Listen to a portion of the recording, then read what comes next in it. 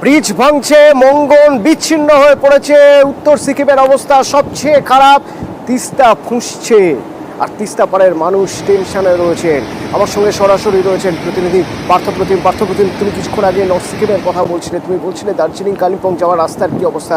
ফুঁসছে তিস্তা। আমি যদি এখন বলি যে নর্থ বেঙ্গলে সবচেয়ে গুরুত্বপূর্ণ যে রাস্তা যোগাযোগের জন্য, যে লাইফ লাইন, পাহাড়ের বিভিন্ন পর্যটক স্থলে যেতে গেলে তিস্তার পাশ দিয়ে যেতে হয়, কি অবস্থা সেখানকার?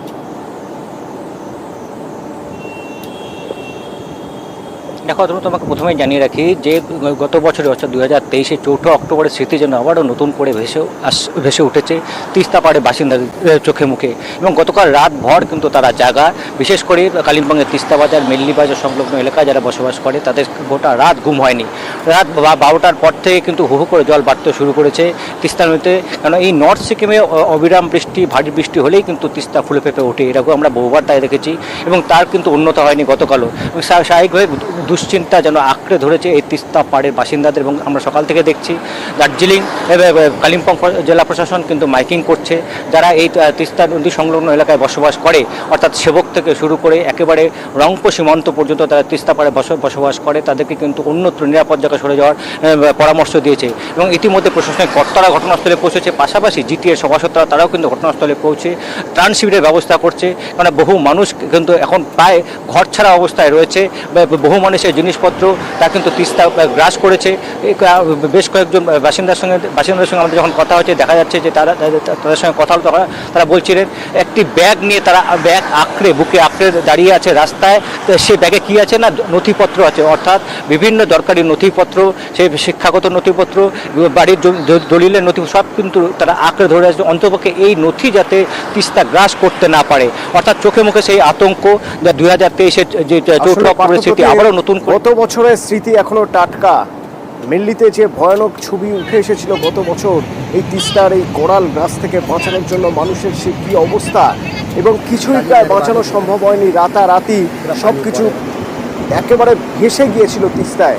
সেই দিনের কথা মনে করেই বোধহয় এখন মানুষ অন্তত গুরুত্বপূর্ণ কিছু নথি, যে নথিতে নিজের পরিচয়টুকু থাকবে, সেই নথিগুলো নিয়ে যদি সরে যাওয়া যায়, বিপদ সীমা থেকে একটু দূরে পৌঁছানো যায়, সেই চেষ্টাই করছেন। ওই জন্য পার্থপ্রতিম তুমি বলছিলে না যে একটা ব্যাগ, ওই ব্যাগে শুধু কিছু ডকুমেন্টস রয়েছে। ডকুমেন্টস বড় জরুরি, কারণ ওটা চলে গেলে পরিচয়টাই হারিয়ে যাবে। মানুষ বাঁচতে চাইছেন, পরিচয়টা সঙ্গে নিয়ে বাঁচতে চাইছেন। প্রশাসন চেষ্টা করছেন যেন সেদিনের মতো সেই পরিস্থিতি মানুষের না হয়। ভয়ঙ্কর স্মৃতি বারবার ফিরে ফিরে আসছে। 2:30 बजे के करीब से आया। सिक्किम में ज़्यादा जी, ये सिक्किम के बारिश होने हुआ ना उधर, तो इसीलिए ये सब इधर डैमेज हुआ है। और ये हम लोग तो यहीं पे ऊपर ड्यूटी में थे, देखे तो इतना बड़ा आया हुआ है। अब देखिए अभी ये टाइम में ऐसा है, अब रेनी सीजन में कितना होगा, ये तो बहुत चिंता वाली बात है। अब ये तो ऊपर ही से अब क्या करना नहीं करना है वो। नदी ऐसे जल बढ़ता रहता है, सब हम लोग का संपत्ति तो ले गया है, नदी में सब ले गया। पहला आया जो बाढ़, उसमें तो सब ले गया। और उसमें लड़का लोग के घर है, बच्चा कुचा, उसमें हम लोग रह रहे हैं, वो भी सेफ नहीं है। हम लोग नदी आज बहुत ज़्यादा बढ़ गया है। रात भर सुहा नहीं कोई सामान निकला है, वहाँ पर बैठा रहे। ये सब कागज पत्र। উত্তর সিকিমের অবিরাম বৃষ্টি জের আবারও ভয়াবহ রূপ নিল তিস্তা।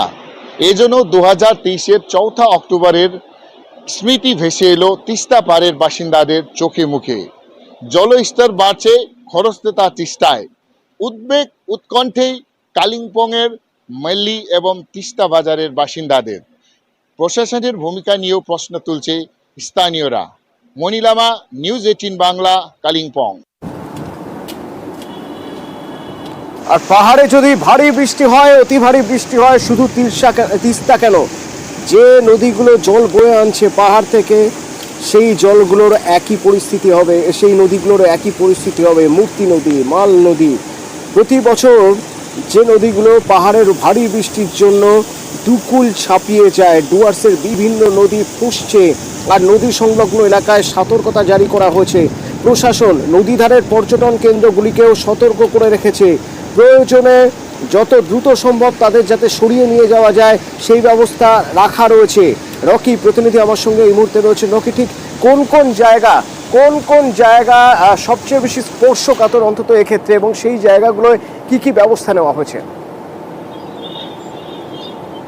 অথবা তোমাকে বলে রাখতে চাইবো, অবিরাম বৃষ্টি চলছে সিকিম পাহাড় এবং ভুটান পাহাড়ে, যার ফলে কিন্তু পাহাড়ি নদীগুলিতে জল বাড়তে শুরু করেছে। শুধুমাত্র যে পাহাড়ে বৃষ্টি হচ্ছে তেমনটা নয়, সমতলে যে পরিমাণে বৃষ্টি চলছে তার ফলে কিন্তু ফুলে ফেপে উঠেছে ডায়না, সুকৃতি, মাল নদী, এর পাশাপাশি নেওড়া নদী এবং মূর্তি নদী বলতে গেলে কিন্তু পর্যটকদের একটি বিশেষ আকর্ষণ, পর্যটন কেন্দ্র।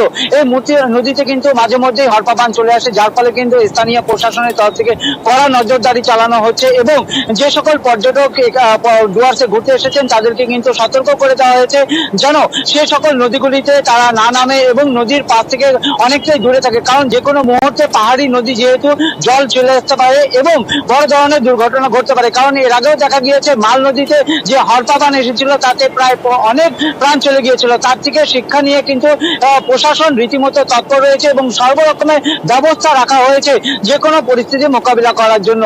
আর ইতিমধ্যেই কিন্তু গোটা ডুয়ার্সে যে সকল পাহাড়ি নদী রয়েছে তা কিন্তু খুঁজতে শুরু করেছে। আর চিন্তার ভাগ ধন্যবাদ রকি, ধন্যবাদ। তিস্তা পাড়ের বিপদ কোথায় তা জানেন যারা তিস্তা পাড়ে থাকেন। 12 মাস কতটা টেনশনে থাকতে হয়, আকাশের মুখ ভার হলে কতটা টেনশনে থাকতে হয়, পাহাড়ে বৃষ্টি হচ্ছে শুনলে কতটা টেনশনে থাকতে হয়। শুধু যে পাহাড়ে বৃষ্টি হচ্ছে সেই জল বয়ে আসছে বাঁধছে তিস্তা তা তো নয়, তারই পাশাপাশি জলপাইগুড়িতে নাগাড়ে বৃষ্টি হচ্ছে। আর এতেই গজলডোবা থেকে জল ছাড়া হয়েছে, যে জলে ফুলে ফেপে উঠেছে চারপাশ, করোনা নদী এবং তিস্তার চতুর্দিক ফুলে ফেপে উঠেছে। যে কোনো মুহূর্তে অঘটন ঘটতে পারে যদি ব্যবস্থা না নেওয়া হয়। কিন্তু কিভাবে ব্যবস্থা নেওয়া হবে, বাঁধের কি অবস্থা? শান্তনু প্রতিনিধি আমার সঙ্গে সরাসরি রয়েছেন। শান্তনু, দেখো, তিস্তা এই বছর কিন্তু খুবই স্পর্শকাতর, বিশেষ করে সেচ দপ্তরের কাছে। কারণ গত বছর অক্টোবর মাসে যে ভয়াবহ বন্যা হয়েছিল তিস্তায়, তাতে তিস্তা নদীর পরিস্তর কিন্তু অনেকটাই বেড়ে গেছে। বিভিন্ন জায়গায় রিভারবেড উঁচু হওয়ার ফলেই কিন্তু সেচ দপ্তর আশঙ্কা প্রকাশ করেছে যদি ভারী বৃষ্টি হয় পাহাড়ে এবং সমতলে, তাহলে নদী কোন দিকে বইবে সেই নিয়ে কিন্তু কোনো রকম নিশ্চিত হতে পারছেন না তারা। সেই কারণে বর্ষার থেকে শুরুর থেকেই কিন্তু নজর ছিল সেচ দপ্তরের তিস্তার উপর। দেখা যাচ্ছে গত কয়েকদিন স্বাভাবিক পরিস্থিতি থাকলেও আজকে সকাল থেকে কিন্তু রীতিমতন ফুলে ফেপে উঠেছে তিস্তা নদী। তার অন্যতম কারণ সিকিম পাহাড়ে ভারী বৃষ্টিপাত এবং ব্যারেস্তায় দফায় এখনো পর্যন্ত প্রায় 7,000 কিউমেক জল ছাড়া হয়েছে তিস্তা নদীতে। তার ফলেই কিন্তু তিস্তা নদী দুকুল ছাপিয়ে উঠেছে, ফুলে ফেপে উঠেছে নদী। আর তাতে আশঙ্কা তৈরি হয়েছে নদী পাড়ের বাসিন্দাদের মধ্যে, কারণ বাদাম চাষ রয়েছে বিভিন্ন জমিতে। সেই জমিগুলো নিয়ে কিন্তু উদ্বিগ্ন এলাকার বাসিন্দারা, কারণ জমি ইতিমধ্যেই 50 নদীর জল বিপদসীমা প্রায় ছুঁই অবস্থা। এই অবস্থায় দাঁড়িয়ে যারা বাদাম বা ভুট্টা চাষ করেছিল তারা জমি থেকে বাদাম বা ভুট্টা সরিয়ে আনার ব্যাপারেও কিন্তু উদ্বিগ্ন। কতটা তারা ফসল তুলে আনতে পারবেন সেই নিয়ে আশঙ্কা তৈরি হয়েছে। কারণ গত 24 ঘন্টা 16 মিলিমিটার বৃষ্টি হয়েছে জলপাইগুড়িতে। আগামী 24 ঘন্টা আরো ভারী বৃষ্টিপাতের পূর্বাভাস দিয়েছে। সেই আশঙ্কা কিন্তু উড়িয়ে দেওয়া যাচ্ছে না। সেচ দপ্তরের উত্তর পূর্ব বিভাগের কন্ট্রোল রুম থেকে নদী পরিস্থিতি এবং আবহাওয়া পরিস্থিতির উপর নিয়ন্ত্রণ দিতে পারে।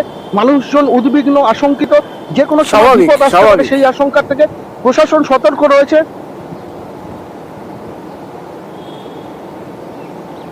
সমস্যাটা আমাদের এইখানেই যে আমাদের মাঠে এখনো প্রচুর বাদাম ভুট্টা পড়ে আছে আমাদের, যেগুলো মাটি মানে তোলা হয়ে গেছে। কিছুটা বাকি আছে শুকনো হতে, কিছুটা শুকনো আছে, সেগুলো আমাদের এই পলিথিন দিয়ে মাঠে ঢাকা আছে।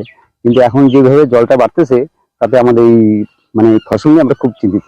এখনো এতটা পরিমাণে যে ভুট্টা আর বাদাম মাটির নিচে পড়ে আছে সেটা হয়তো শেষ হয়ে যাবে। আমরা গ্রামের সকলকে বলে দিচ্ছি যাতে গরু বাছুর আছে সবাই যাতে এখানে গিয়ে বাদাম টাদাম আছে সবাই গ্রামকে সকলকে আমরা বলে দিয়েছি। নদীর জল বাড়ছে তাহলে তো বন্যার আশঙ্কা তৈরি হচ্ছে। হ্যাঁ, বন্যার আশঙ্কা তৈরি হচ্ছে, কিন্তু সকলকে বলছি যাতে না যায়, মানে নদীতে না যায়। নদীতে, হ্যাঁ নদীতে যাতে না যায়, তার জন্যই প্রচার করছেন আপনারা? হ্যাঁ, প্রচার করেছি সকাল থেকে। বর্ষায় ডুয়ার্স নাকি দারুণ, আর যারা পাহাড়ে গিয়েছেন তারা বলেন পাহাড়ের বৃষ্টি দেখার মজাই আলাদা। কিন্তু এই যদি অবস্থা হয় পর্যটকরা যাবেন কি?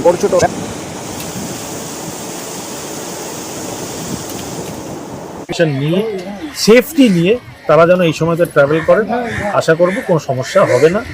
এবং আমরা সাংগঠনিকভাবে একটা হেল্পলাইন নাম্বার তৈরি করেছি, সেই হেল্পলাইন নাম্বারকে সবাইকে অনুরোধ করবো কারো যদি কোনো সমস্যা হয় যোগাযোগ করার জন্য। এবং আমরা সঠিকভাবে সব কিছুর উপরে সাংগঠনিকভাবে নজরদারি করছি এবং সরকারের সঙ্গে কোঅর্ডিনেট করছি।